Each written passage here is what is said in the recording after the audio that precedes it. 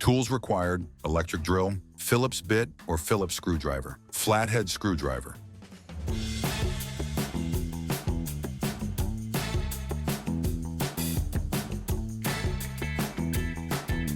Take out the top glass shelf to access the temperature control box. Detach the LED cover. Use a flathead screwdriver to carefully remove the LED cover from the temperature control box. Remove the screws securing the temperature control box to the top of the refrigerator.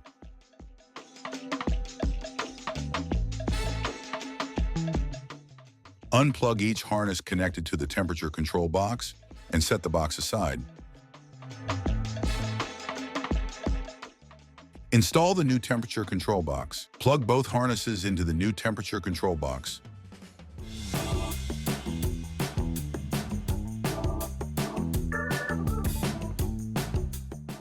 Secure the new temperature control box onto the refrigerator with screws.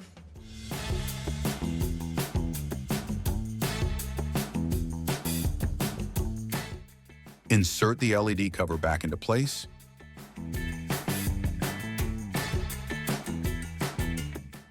Return the top glass shelf to its original position